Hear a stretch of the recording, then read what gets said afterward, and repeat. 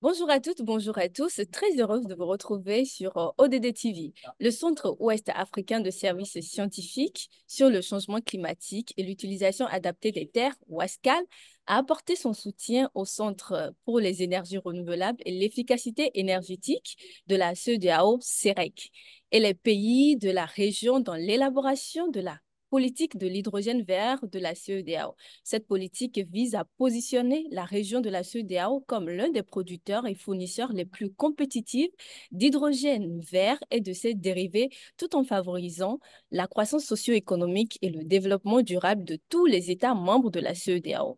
Je suis aujourd'hui avec Monsieur Bruno Corgo, il est le coordonnateur régional de l'énergie renouvelable et de l'hydrogène vert. On vous reçoit ici, Monsieur Bruno Corgo, bonjour. Bonjour, Chéri. On vous reçoit ici pour parler de cette politique d'hydrogène vert de la CEDEAO. Et déjà, est-ce que vous pouvez nous dire ce qu'on peut entendre par l'hydrogène vert? Merci pour cette invitation. Alors, je vais d'abord parler un peu de l'hydrogène avant de parler spécifiquement de l'hydrogène vert. D'accord. Alors, l'hydrogène, c'est une substance gazeuse, c'est bien connu, c'est du gaz très léger et c'est une substance qui est qui est l'une des plus abondantes dans l'univers. L'univers est constitué vraiment de beaucoup de quantités d'hydrogène dans son ensemble. Et l'hydrogène est un constituant de nombreux éléments que nous trouvons et que nous utilisons ici sur Terre. Par exemple, l'hydrogène est présent dans l'eau. L'eau que nous buvons, on l'appelle H2O. Hein, on apprend ça basiquement parce qu'il y a de l'hydrogène dedans. L'hydrogène est présent dans tous les hydrocarbures. Tous les hydrocarbures. L'hydrogène est aussi présent dans plusieurs composés organiques. Alors, l'hydrogène est intéressant parce qu'il a des propriétés énergétiques assez remarquables. On estime entre deux et trois fois sa capacité énergétique supérieure par rapport aux hydrocarbures classiques que nous utilisons. Alors, maintenant, pour revenir à l'hydrogène vert, c'est de l'hydrogène qui est produite à travers électrolyse, vous voyez, l'électrolyse de l'eau, mais qui est alimentée par de l'électricité d'origine renouvelable.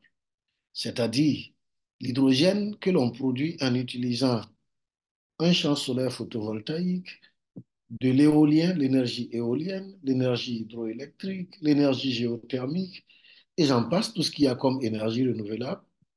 Pour décomposer l'eau en hydrogène et en oxygène, l'hydrogène qui est obtenu à partir de ça, ce processus-là est appelé hydrogène vert. Donc, bien évidemment, il existe d'autres types d'hydrogène. Si c'est produit à partir du charbon, par exemple, ça peut être gris. Si c'est produit à partir du nucléaire, ça sera rose. Si c'est produit à partir du gaz, du méthane, du gaz naturel, ça va être bleu. Donc, vous voyez qu'il existe plusieurs sortes. Mais de façon spécifique, c'est l'hydrogène vert qui fait aujourd'hui l'objet de beaucoup d'intérêt parce que sa production est propre et son utilisation contribue de façon très efficace à la réduction des effets du changement climatique, à la réduction des émissions de gaz à effet de serre. Merci pour toutes tes explications, Monsieur Corgo. Pourquoi vous vous intéressez aujourd'hui à l'hydrogène vert? Alors, vous savez, les technologies d'hydrogène vert ont beaucoup, considérablement avancé ces dernières années à l'échelle globale. D'accord? Et aujourd'hui, on est arrivé à développer des technologies, des applications extraordinaires de l'hydrogène qui font que si on arrive à l'introduire dans beaucoup de procédés, on va réduire considérablement nos émissions et permettre à des pays d'atteindre les objectifs en termes de réduction d'émissions carbone. Donc aujourd'hui, les technologies d'hydrogène peuvent permettre, par exemple, à travers des piles à combustible, de stocker l'énergie, de stocker l'électricité. Quand vous regardez les pays qui ont du fort potentiel renouvelable, qui sont intermittents, ils peuvent utiliser cela comme dans des systèmes de stockage pour maximiser leur productivité en énergie renouvelable et aussi pour gérer leur réseau. Aujourd'hui, l'hydrogène peut être aussi utilisé dans l'industrie. Vous voyez, dans l'industrie, notamment dans l'industrie lourde, qui consomme beaucoup d'énergie, les industries de métallurgie, l'industrie pétrochimique, les raffineries et autres qui utilisent l'hydrogène. Aujourd'hui, l'hydrogène peut être utilisé là-bas en remplacement de ce qu'on utilise aujourd'hui comme source, que ce soit pour la combustion, que ce soit pour, voilà, pour le chauffage, etc. Aujourd'hui, les technologies aussi ont prouvé que on peut aujourd'hui, à partir de l'hydrogène, produire de l'ammoniac. Vous savez que l'ammoniac, c'est le constituant essentiel des fertilisants que nos agriculteurs utilisent, c'est-à-dire sans émission de gaz à effet de serre.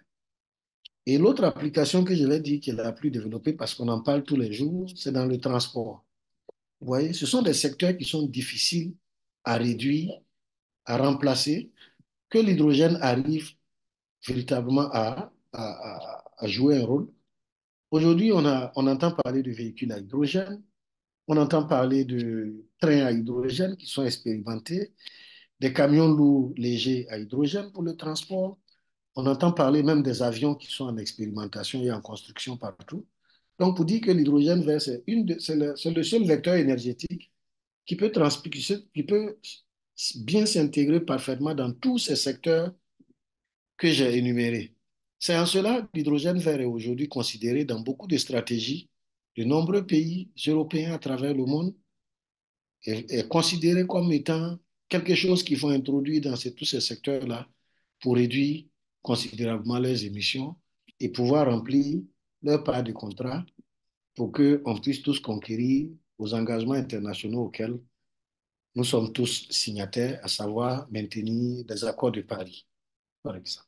D'accord. Voilà. Alors, votre centre Wascal, quelles sont les initiatives que vous entreprenez justement dans votre centre dans ce cadre pour promouvoir l'énergie, enfin, l'hydrogène vert? Alors, après avoir pris connaissance de l'intérêt grandissant des technologies d'hydrogène vert dans les schémas de décarbonation de plusieurs pays, je peux citer l'Allemagne, la France, l'Union européenne, les États-Unis, alors c'est presque partout, ils ont aujourd'hui bâti des stratégies de l'hydrogène pour utiliser cela massivement. Alors, qu'est-ce qui se passe? Ils ont des besoins énormes. Nous, en Afrique de l'Ouest, par exemple, si, en Afrique de façon générale, en Afrique de l'Ouest, c'est clair, on a un potentiel en énergie renouvelable qui est assez énorme. On a du soleil à profusion, le soleil brille. Moi, je suis au Sahel en ce moment, je peux vous dire, c'est presque chaque jour que Dieu fait que nous sommes matés par le soleil, un soleil ardent et généreux. Nous avons la ressource en eau, nous avons de la ressource éolienne. Donc, nous avons vraiment un potentiel immense qui est suffisant pour couvrir nos besoins si on arrivait vraiment à les mettre en exploitation et au-delà. Donc, de là, quand on a regardé les stratégies mondiales, donc, beaucoup de ces stratégies-là ont basé leur plan sur des scénarios d'importation, puisqu'ils ne peuvent pas produire suffisamment pour remplir leurs besoins. Donc, on a pensé que nous qui avons le potentiel, est-ce qu'on ne peut pas de façon compétitive rentrer dans ce futur marché de l'hydrogène vert dans la transition énergétique mondiale? Donc, Wascal a regardé. On a commencé par développer un projet scientifique pour évaluer le potentiel d'hydrogène vert de la région. Ça, c'était notre premier projet. Ce projet a collecté des données, fait des modélisations scientifiques avec nos partenaires allemands. Et on a trouvé que vraiment l'Afrique de l'Ouest est bien placée pour produire de façon compétitive l'hydrogène vert et même de le vendre de façon compétitive en Europe et dans les autres centres de demande. Ça, c'est... On a trouvé qu'on peut produire, qu'il est suffisant aussi ce qu'on a comme potentiel pour couvrir tous nos besoins énergétiques. Donc, sur ce niveau, si on a sur ce niveau, il n'y a pas de conflit entre vraiment au point de vue de la ressource. Donc, on est allé davantage pour creuser. On s'est dit si c'est intéressant, combien cela peut coûter? On a vu qu'à partir de 2 euros par kilogramme d'hydrogène, hein, jusqu'à un certain montant, en commençant par les coûts les plus faible dans la région, on peut produire déjà l'hydrogène. Quand on sait que dans le marché mondial aujourd'hui, l'hydrogène qui est vert ne peut pas être obtenu en dessous de 5, 6 ou même au-delà euros par kilogramme. Ça nous met en position compétitive. Donc, Ayant démontré que c'est intéressant, Wascal est allé plus loin en développant un programme de renforcement de capacités. On a mis en place le premier master international des technologies de l'hydrogène vert en Afrique de l'Ouest. Nous avons sélectionné 60 étudiants ouest-africains que nous avons formés pendant 2 ans dans 4 pays en Afrique de l'Ouest et en Allemagne. Ils sont tous allés. Et aujourd'hui, ces étudiants sont sortis depuis octobre et ils sont sur le terrain. Wascal a le mérite d'avoir développé ce premier programme-là en Afrique et même, je crois que dans le monde, un tel programme, je n'ai pas encore connaissance. Il y a Tout ça, certainement beaucoup plus d'initiatives que vous prenez dans votre centre. On va y revenir peut-être plus tard, mais on va revenir d'abord sur la politique de la voilà. Enfin, la CEDEAO. politique, je voulais mentionner justement, on soutient aussi le pays à pouvoir, des pays de la CEDEAO à pouvoir se préparer en termes de politique, de réglementation, en termes de stratégie, pour pouvoir justement avoir tout ce qu'il faut comme ingrédient pour attaquer, bien sûr, les technologies de l'hydrogène vert. Bien sûr, en visant des opportunités d'exportation, mais aussi en n'oubliant pas qu'il y a du contenu, du développement local que l'on peut bâtir sur ces technologies-là. Donc, c'est en ce sens, c'est pour ça que nous avons appuyé la CEDEAO à développer la politique de l'hydrogène vert et la stratégie et les plans d'action de l'hydrogène vert. D'accord. Alors, cette politique envisage la production régionale d'au moins 0,5 million de tonnes d'hydrogène vert par an d'ici 2030 et au moins 10 millions de tonnes d'ici 2050. Comment les États membres de la CEDEAO seront-ils impliqués?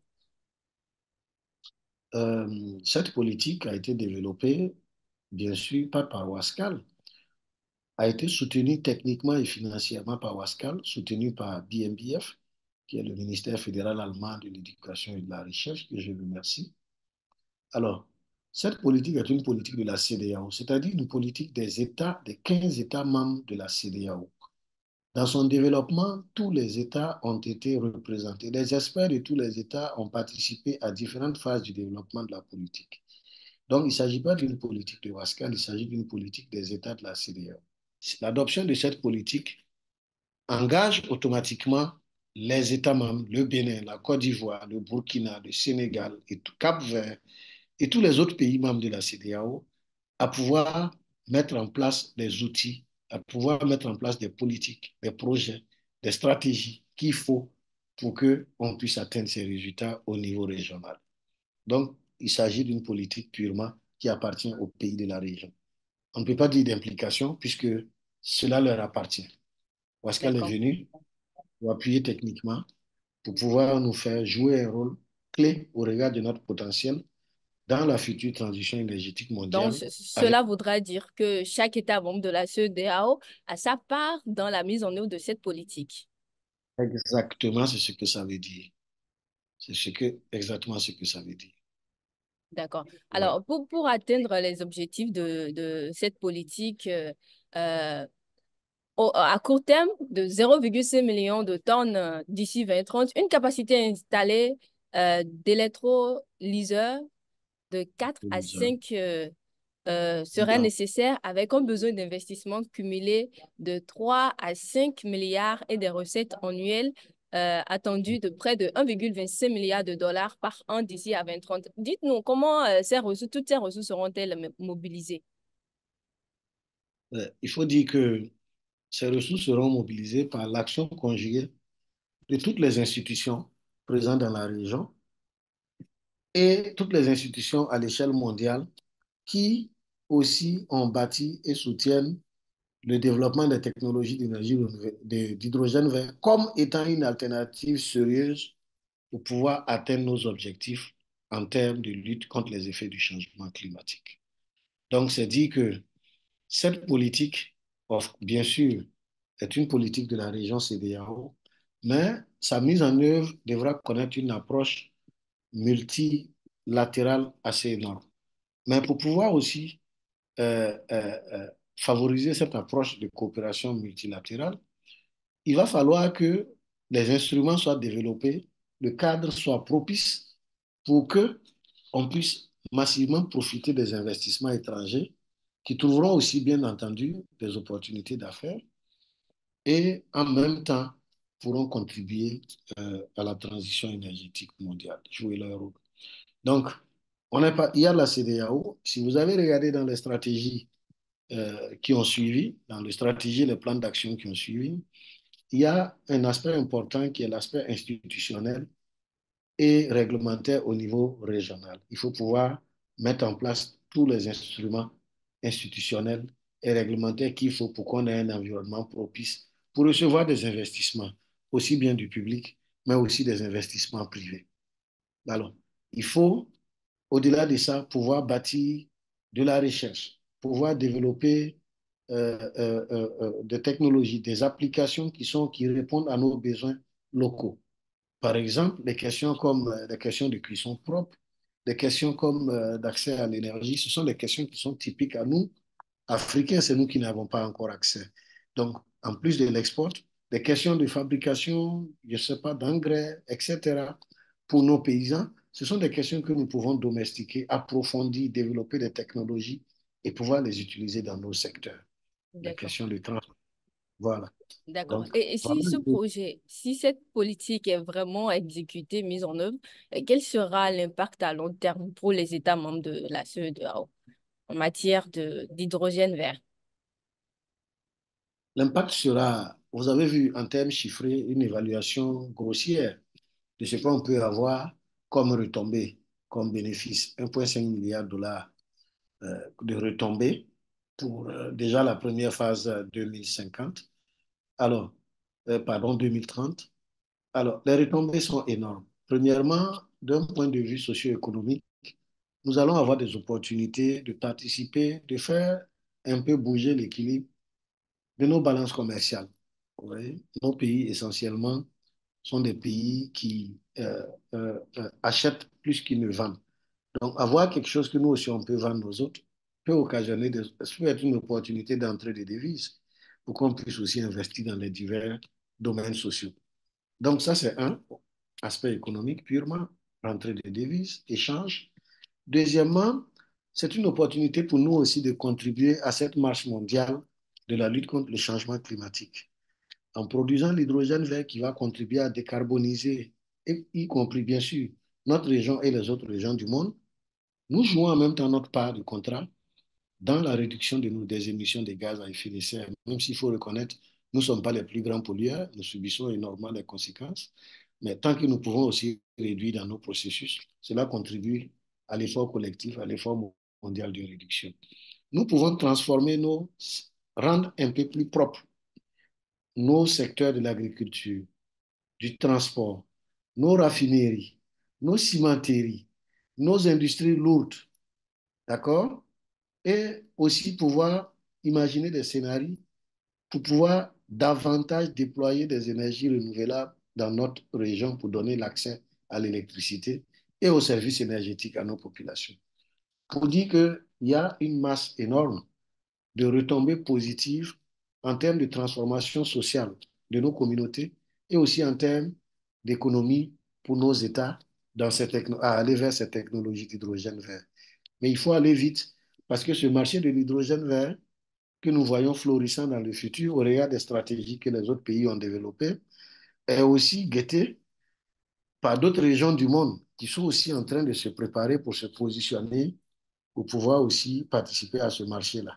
Donc, il va falloir que nous, Africains, nous, Ouest-Africains, arrêtons de tergiverser, prenons inspiration de l'exemple des technologies solaires PV qui nous ont échappé. Il fut un temps où c'était inaccessible, puis un temps où c'était un rêve. Après, aujourd'hui, ça est dans tous nos villages.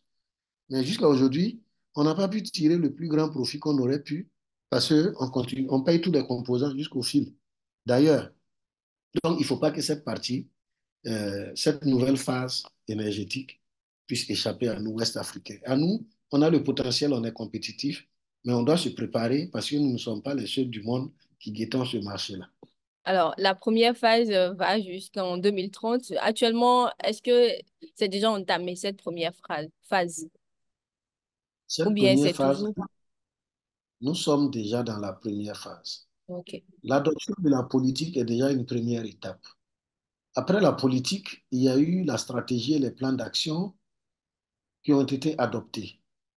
Ça, c'est une étape importante. Dans cette stratégie et plan d'action, les actions dans un ordre chronologique sont détaillées avec un agenda précis. Donc, cela va, je l'avais mentionné tout de suite.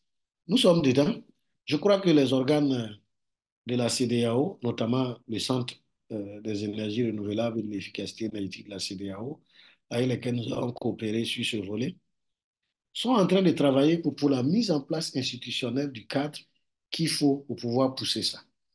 Donc, je peux vous donner un exemple. Il est dans la politique, dans la stratégie, il est prévu la mise en place d'une unité, euh, une unité de mise en œuvre, une unité de développement de l'hydrogène vert dans la région. Cette unité doit être mise en place. Il est prévu des organes de certification. Il faut que, si l'on veut vendre ça dans d'autres pays du monde comme hydrogène vert, et qu'eux aussi, ils acceptent ça comme hydrogène vert pour décarboniser le secteur, il faut qu'il y ait un processus et un schéma de certification clair, conforme aux normes internationales, et un organe qui dit que cet hydrogène-là est vert. Donc, tout ça, ce sont des choses à mettre en place. Il faut des instruments de mobilisation de finances, de mobilisation financière et d'accompagnement stratégique, même au niveau des États. Tout cela est en train d'être mis en, en, en, en marche. Donc, et ça, c'est déclenché par l'adoption de la politique et de la stratégie. Donc, c'est pour cela que je dis avec assurance que on est déjà dans la première phase. Les autres étapes qui accompagnent sont les aspects de formation. Pascal a déjà pris de l'avance là-dessus.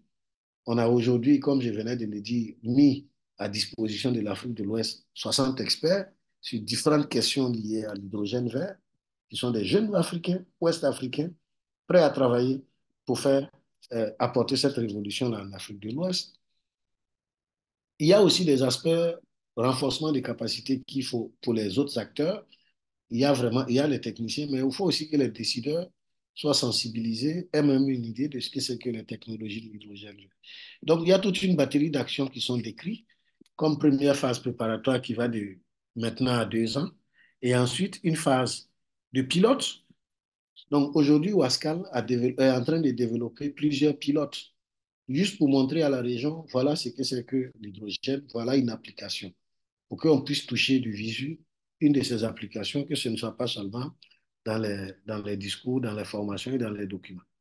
Donc, Wascal a pris de l'avance pour accompagner la région, mais la région aussi, dans son aspect, dans ses institutions, dans ses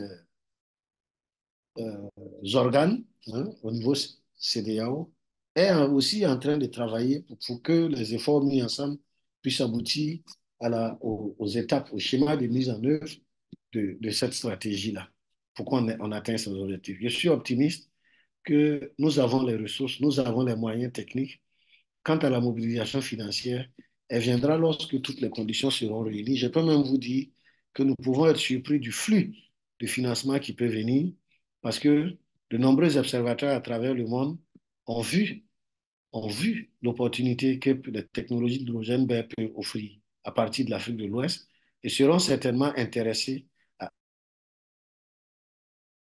faire du business au regard de l'intérêt de ça, de ces technologies-là dans toutes les parties du monde.